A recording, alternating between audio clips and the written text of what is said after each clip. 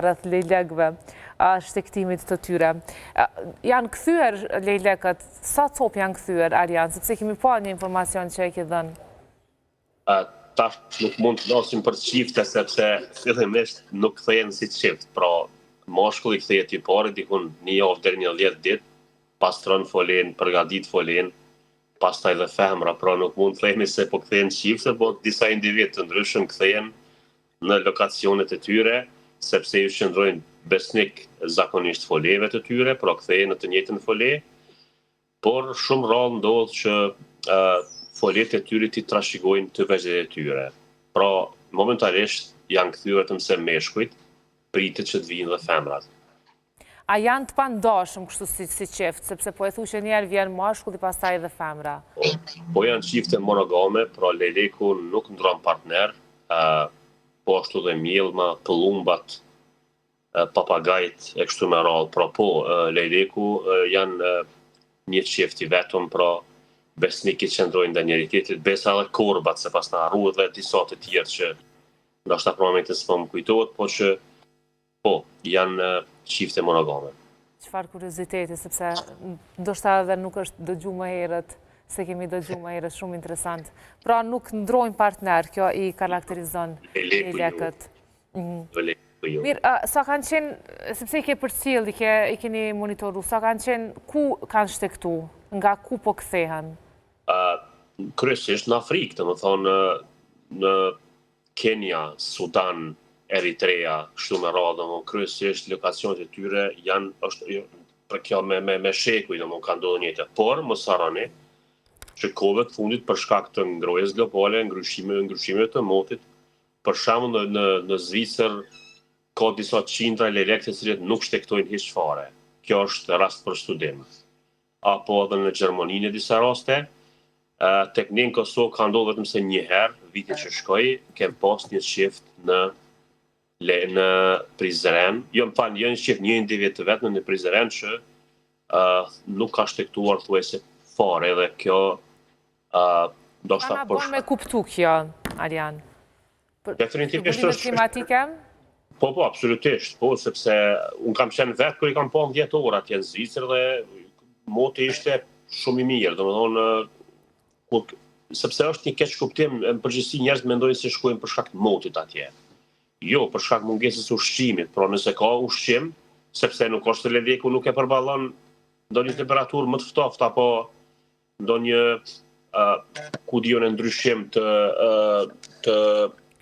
motit, po që ata zakonisht shtektojnë apo shkojnë për shkak të mungesës ushqimit. Pra, unë e shihja që në Zvicër për shkak kishin ushqimet mjaftueshme për të ushqyer dhe nuk kanë shtektuar fare, që i vjen që ka qenë moti i nxehtë, kur moti i nxehtë, moti i mirë, ka dhe lëvizje të insekteve akoma dhe kështu që ju jep mundësi, domethënë të kenë mundësi të ushqyen. Përveç insekteve, ka dhe brejtës. Kush se do në Arjan Zvicrën, edhe i lejlekët e dojnë. S'kan faj, nuk kanë faj, se që edhe me du interesant. Me këto që po të tregon Arjani, për bjen që malli për atë dheu nuk shuhet kur, se po kthehen. Lejlekët tonë i kemi ndryshe. Normal, vendit, ka drejt kolegu atje në studio, se normal vendi i origjinës është Evropa, domethënë këtë rast në disa raste është edhe Kosova, pra vendi i origjinës është kështu sepse këtu vinë për të shumuar, ndërsa atje shkojnë në Afrikë vetëm se për të kaluar një 4-5 muaj sa i bie ndoshta nga një që. Arjan, këshme qenë shumë mirë flasim pak për ligatinën, është një prej ndoshta temave që tash e sa kohë dëshirojmë ta trajtojmë këtu në studion tonë, ligatina po vdes, çfarë është duke ndodhur dhe a mund të na sqarosh, sepse shikuesit po kanë mundësi të shohin edhe disa prej fotove. Mund na tregosh se çfarë është ligatina, për çfarë shërben dhe çfarë ju duhet kafshëve botës së egër? Ligatina dikur ka qenë plantacion i peshkut, domthonë plantacionet kanë qenë dikur 20 pishina apo bazene për prodhimin e peshkut të llojit krapi, për ata që se din. Pra për shkak të pasurisë së madhe me ujor, në këtë rast me peshk, me disa lloje të peshkut, ka pas edhe lëvizje të shpendëve, polinizues dhe polinizues. Domthonë dikun janë identifikuar mbi 130 lloje të shpendëve në atë zonë, të cilët vinin ishin shtektar dhe jo shtektar, por shumë prej tyre dhe folenizonin aty. Po kohët fundit ne kemi vërejtur se vitin që shkoi, për fat keq ligatinat janë shterur, krejt kjo për disa dyshime që kanë qenë, po ajo i mbetet eksperte nga Ministria e Ambientit, sepse ne çka e dim sigurt është se për herë të parë vitin që shkoi ligatinat janë shterur. Do nuk ka ndodhur kurrë prej kur ekziston ai vend që ligatinat shterën. Aty kanë pa edhe pompa të ujit që është tërheq uji, është marrë për arsye që nuk dua të spekuloj, nuk e dim sepse, po them kjo për çata është Ministria e Ambientit, për çata janë aty drejtoritë përkohëse që din ta hulumtojnë rrugë sepse ka ndodhur, po për neve ka qenë shqetësuese sepse shumë lloje të shpendëve kemi pasur që si vjet nuk janë kthyer dhe kjo është shqetësuese për neve. Cili është dëmi më i madh që kjo ligatinë është tharë dhe është duke vdekur, duke ushuar?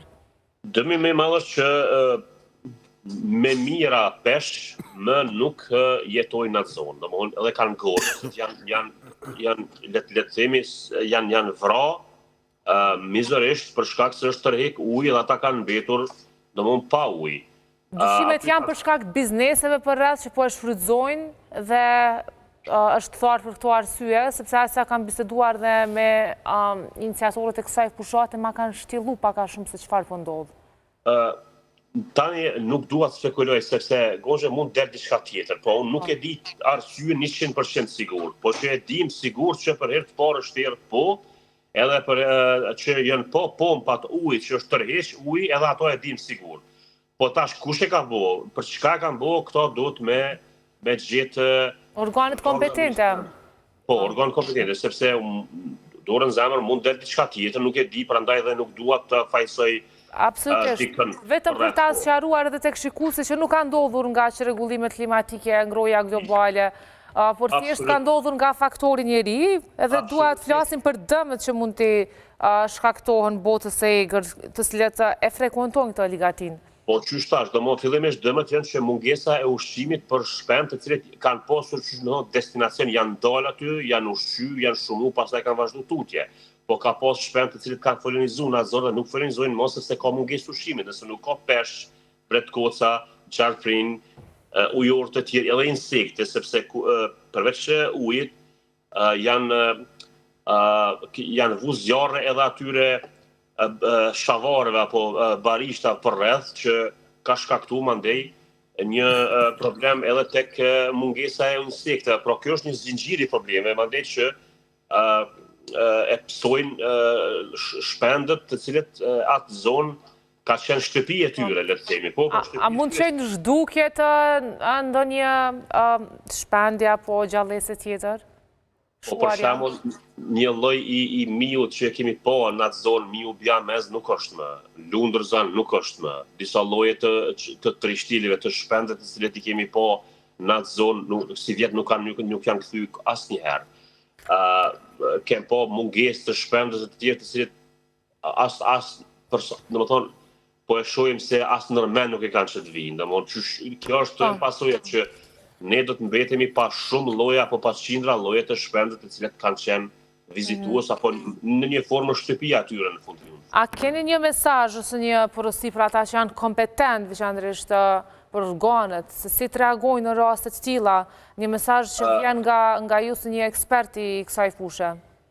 Ne bashk dokumentues të jetës së egër, organizatat për mbrojtjen e kafshëve, organizatat për mbrojtjen e ambientit, mos t'i përmeni me emra këtë, jem takuar me Ministrinë e Ambientit, edhe kem kërkuar që kjo të trajtohet me një urgjencë, gjë për të cilën kanë reaguar falë Zotit sa herë mirë, shpejt, edhe falë Zotit për shkak të rreshave, ligatinat të dyat janë mbushur, ka mungesë të peshkut, sepse nuk, domethënë, krejt peshqit që kanë gordh, po që janë disa rrjedha akoma aty disa dëme, të cilët duhet riparuar urgjentisht. Nga këtu kërkojmë nga Ministria e Ambientit, le të shkojnë të bëjnë riparimin e pjesëve të mbetura, sepse pjesa e ujit që vetë se ekziston për momentin, po dirdhet në lum dhe vazhdon tutje, mund të ketë dhe prap e tjetë e njëta situatë. Kjo është një urgjencë kombëtare që duhet të reagojë Ministria e Ambientit përmes drejtorive përkatëse, përmes